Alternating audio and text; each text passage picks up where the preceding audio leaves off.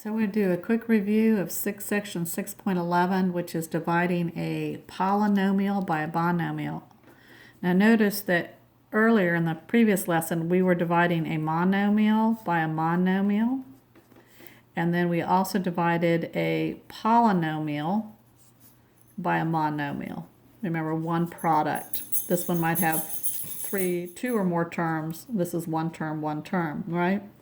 Well, now, and we had, like for this one, we had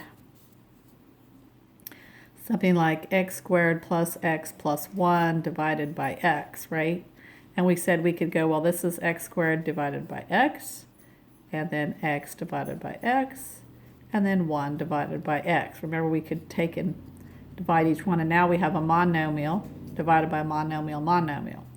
But in this scenario, we cannot do that, because this scenario would be like taking this one and dividing it by a binomial, which has two terms, okay? It's not a one term. So this here would be a polynomial divided by a binomial. And so when you have this scenario, you have to do the longhand division. Now, this could be a binomial, a trinomial. It could be a polynomial divided by a polynomial. This same process. So anytime your divisor here is more than one term, you've got to use this longhand division. So I'm just going to do one of those for you. So here I have a trinomial, 1, 2, 3, divided by a binomial, 1, 2. I'm not counting the terms. You're just going to take and write your polynomial, and you're going to divide it by your divisor of 4x plus 1. And we're going to do the longhand division. If you recall, you're going to ask yourself, 4x times what gives me 8x squared? Well, 4x times 2x gives me 8x squared. So let's go ahead and multiply that out. 2x times 4x is 8x squared. And then take the 2x times the 1, and I get 2x. Now remember, we're going to subtract now. That's how we did it in longhand division. So 8x squared minus 8x squared gives me 0. 6x minus 2x gives me 4x. And then you're going to bring down your next term. In longhand division, we would bring down the next digit, right? Well, we're bringing down the next term. And you start that process over. You say, well, 4x times what gives me 4x? Well, 4x times 1 does give me 4x, and 1 times 1 gives me 1. Again, you're going to subtract, and you get 4x minus 4x is 0. 3 minus 1 gives me 2. And there isn't any more terms to bring down. So we used to say that it didn't divide evenly, is what we would say. And we'd say, well, we have a remainder of 2, right, for our answer. So in writing your answer, you're going to take this, the 2x. Our answer is 2x plus 1, 2x plus 1. And then you're going to take your remainder and say plus, and put that remainder 2 over your divisor 4x plus 1. And so this here would be your answer to the division problem. You can do a check step. So we're going to go ahead and do a check step. The check step would be taking this times this. So I'm going to take 4x plus 1 times the 2x plus 1 plus that remainder 2. I've got to put the plus remainder 2 out there. So this is going to be my check step.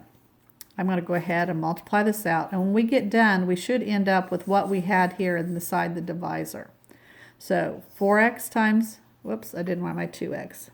That's right, it is 2x.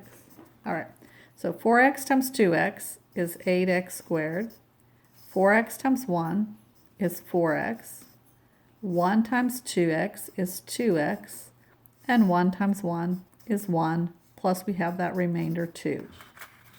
Simplify. Well, 4x plus 2x is 6x, and 1 plus 2 is 3. Bring down our 8x squared. And this right here should be the same thing that we had to begin with. We have 8x squared plus 6x plus 3, 8x squared plus 6x plus 3. So it checked out.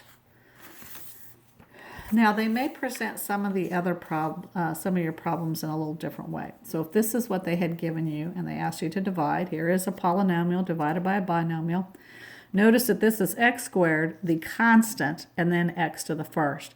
Well, before you even begin, you must write everything in a descending order.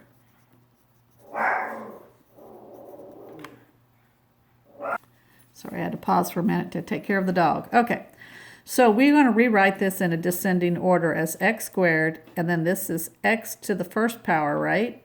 And then minus 20 divided by our divisor. So always make sure that everything's in descending order before you do this. So we have x squared minus x minus 20 divided by x minus 4. And then you go ahead and do the longhand division, which I'm not going to do at this time.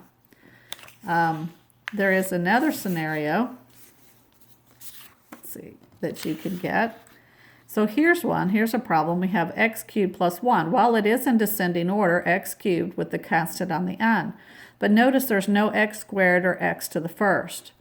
So before you do your divisor, you're going to think of this as x cubed, and you're going to make a placeholder for x squared by putting 0x squared. But 0 times anything is 0, right? So you're not changing the value any.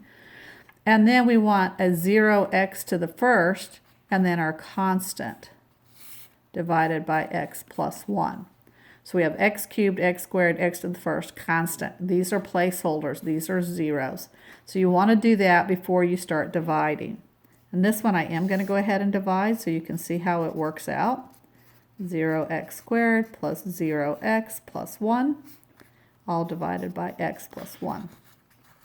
So you're going to ask yourself, x, what times x gives me x cubed? Well, x squared does, because x squared times x is x cubed.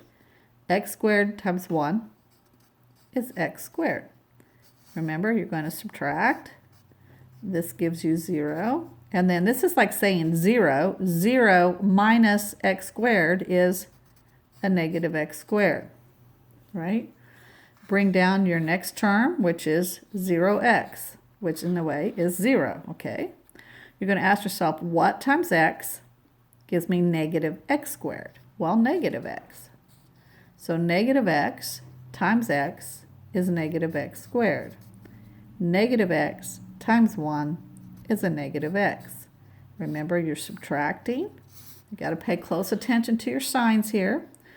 So you have a negative x squared minus a negative x. That's like saying positive x. So it's 0.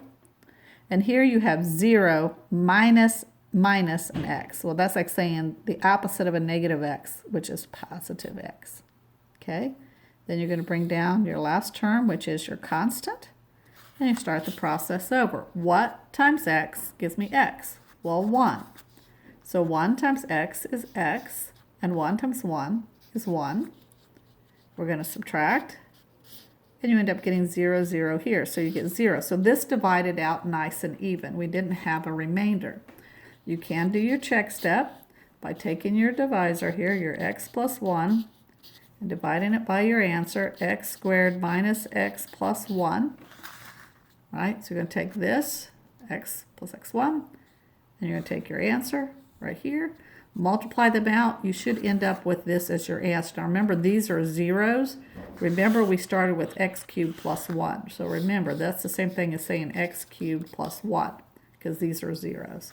So let's go ahead and multiply this out and do our check. X times x squared is x cubed. X times a negative x is a negative x squared. X times 1 is x. Distribute the 1. 1 times x is x squared. 1 times a negative x is a negative x. And 1 times 1 is 1. And you've got to simplify here. So we have x cubed. Notice that negative x squared and a positive x squared, these cancel out and become 0. And here we have a positive x and a negative x. They cancel out and become 0. So you're left with a positive 1. That's what we originally started with. All right, so it checked out.